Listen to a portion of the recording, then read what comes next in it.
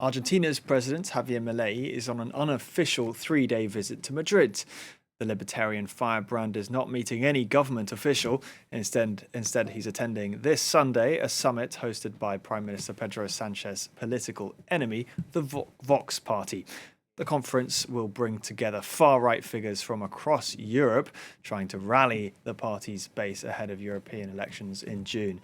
And for more, we're joined by our correspondent, Sarah Morris. Thanks for joining us, Sarah. So who are we expecting then at this conference, as well as the big star, of course, Javier Milei?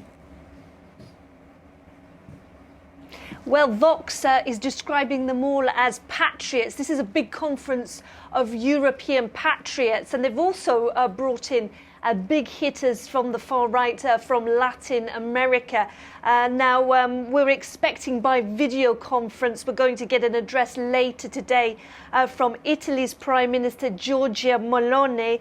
Also on a video conference will be Hungary's MP Viktor Orban. But actually in Madrid in person and addressing those delegates will be Marine Le Pen, of course, from France's National Rally. And we'll also have André Ventura, who is here in Madrid after, of course, becoming the third biggest force in the Portuguese parliament. So quite a meeting to galvanise Vox ahead of the European elections. Vox, of course, in the July national elections in Spain, actually lost about 19 seats. And the biggest boost to Vox is the arrival on Friday already of the Argentinian President Javier Milei. He has, as you said, no official meetings with the actual Prime Minister of Spain, Pedro Sanchez, but he's met Santiago Abascal, the head of Vox, the far-right party in Spain. He's met him several times already. I hope those video conference appearances were announced as such ahead of time. Otherwise, I imagine a lot of the attendees would be quite disappointed. But perhaps you can just touch a little bit more on what Milei is trying to achieve here with this visit. Sell books, but also galvanise his politics? Yes, indeed. In fact, he's actually met with Spanish businesses, business representatives. He met them at a reception at the Argentinian embassy. Now, it did put those Spanish companies in a bit of a predicament.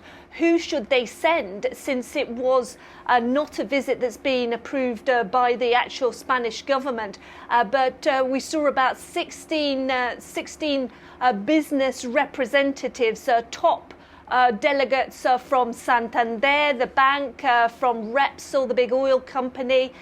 We saw Mafre, the multinational insurance company, all of them with interests in Argentina, there to hear what Milei had to say to them. He describes himself as a man who's going to take an axe, even he calls it a chainsaw, to public spending and going to shake up capitalism.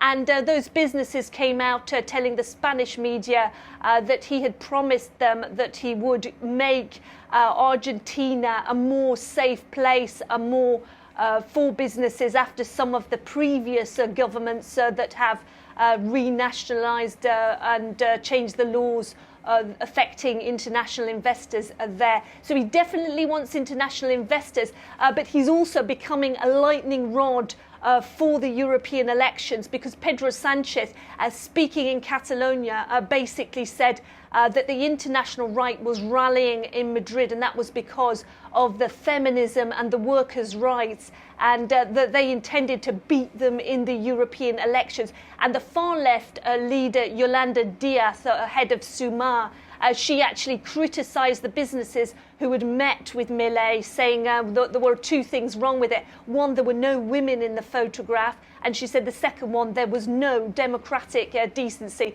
So these European elections in Spain are certainly shaping up to be a very ideological fight between the left and the right of the whole planet.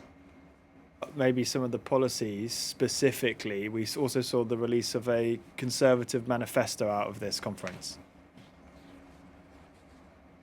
Yes, we did. The European Conservatives and Reformists group, they unveiled their manifesto. That is the European grouping in the Parliament, the European Parliament, where Vox, among other nationalist groups, sit.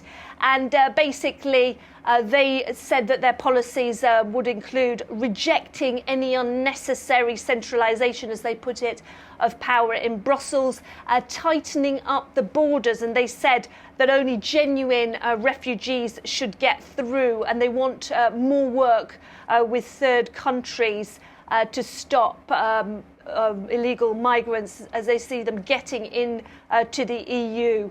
They also actually reject any creation of a European defence force. That's something that some countries might like to see, particularly in the event of the Ukrainian war. They also talk about revising the Green Deal and the terms of the pact.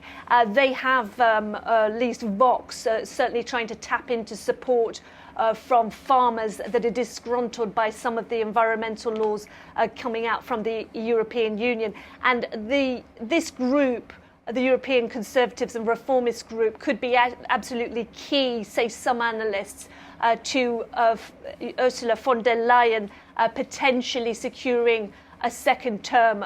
Would she be willing, is the big question in Brussels and Strasbourg, to work with some of these far-right groups that form part of that group. All right, Sarah Morris, thank you very much for that, our correspondent there in Madrid.